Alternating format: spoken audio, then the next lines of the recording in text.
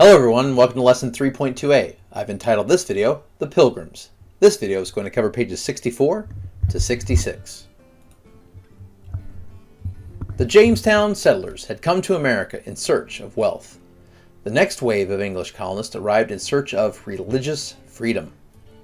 England had been a Protestant country since 1534, when the King, Henry VIII, broke away from the Roman Catholic Church and formed the Anglican Church.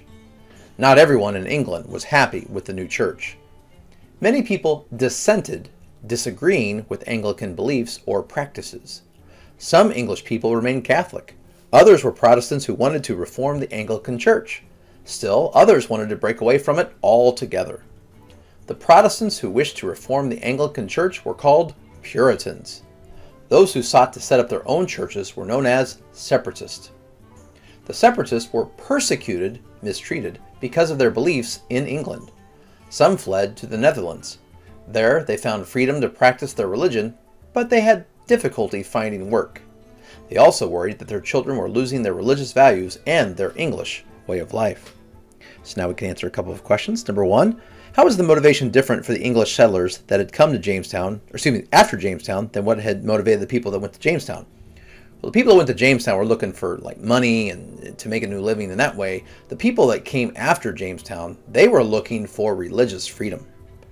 Number two, what does the word dissent mean? Dissent means to disagree or to go against. Question three, describe how there were a variety of religious viewpoints in England during that time in history. Well, originally they were the Roman Catholic Church, and then King Henry came and said, no, we're going to be Protestant, and we're going to have the Anglican Church. And then there were people who said, we don't like the Anglican Church's beliefs, or we don't like their practices.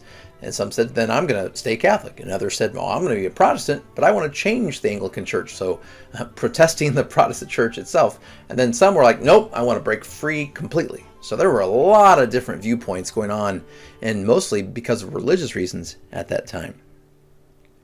Question number four, what did the Puritans believe? The Puritans believed that the Anglican Church needed to be reformed. It needed to be changed. It needed to be made better. Question five, what action did the Separatists want to take to pursue their faith? Well, they wanted to set up their own churches. Question six, what does the word persecuted mean? Persecuted means being mistreated because of your beliefs. Question 7. Why did some separatists want to leave England at that time in history? Well, some of them wanted to leave because they were being picked on or persecuted in England. And so they said, forget this, I want to go someplace where I'm treated a lot better. The Pilgrims settle Plymouth. In 1620, a group of separatists decided to move to England. They became known as the Pilgrims. A pilgrim is someone who undertakes a religious journey. The Pilgrims were able to get grants of land from the Virginia Company.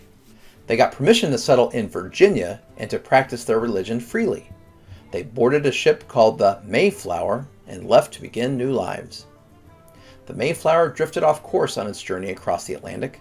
The first land the Pilgrims sighted was Cape Cod, well north of their target. It was November, and winter was fast approaching. The colonists decided to drop anchor at Cape Cod Bay. They went ashore on a cold, bleak day in December at a place they called Plymouth. Question number 8. What were the separatists called that decided to move to America in 1620?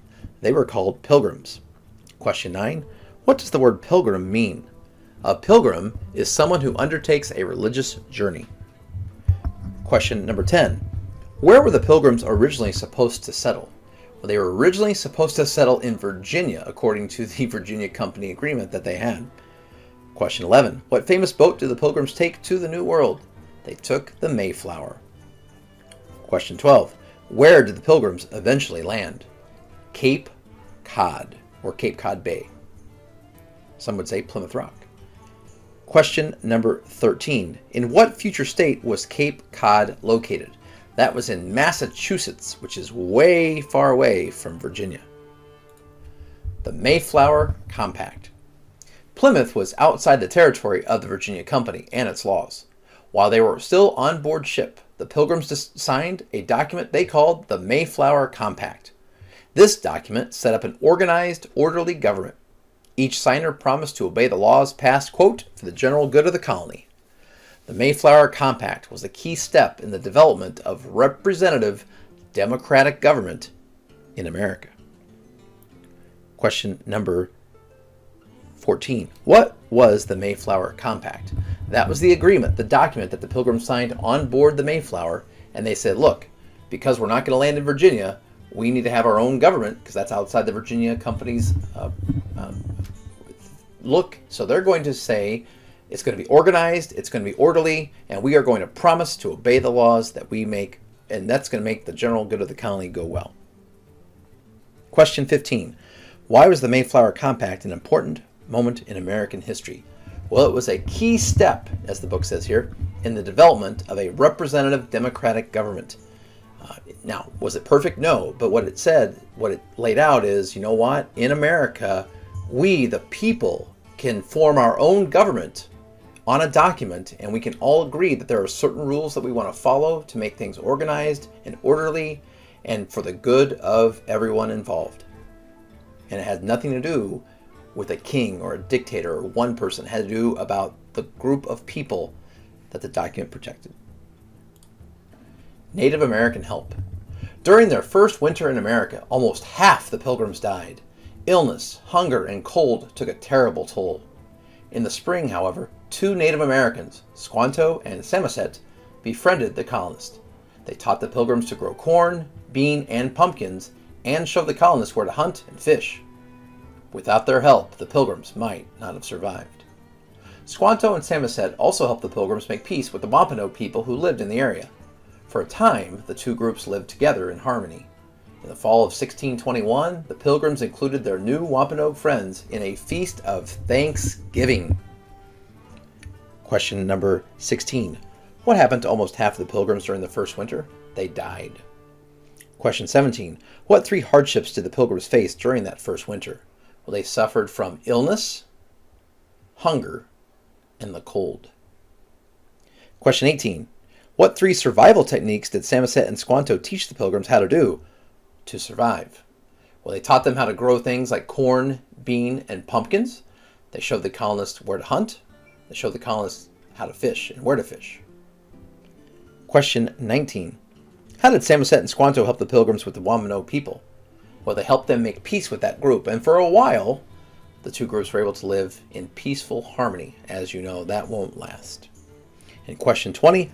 What American holiday and tradition is celebrated in honor of the Pilgrims' feast with the Wampanoag? Well, as you can see here in the bottom right corner, Abraham Lincoln started it. It's called Thanksgiving. I know it's only, this time of the month is only September, but still, that is coming up in a couple of months. Thanksgiving. Well, thank you for watching. Before we go, I don't have one, I have 2 memes for you today. It's 2 for the price of 1. Here's the first one.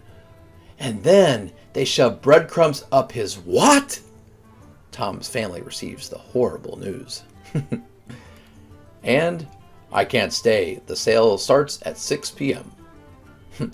Thank you so much for watching, and have a great day.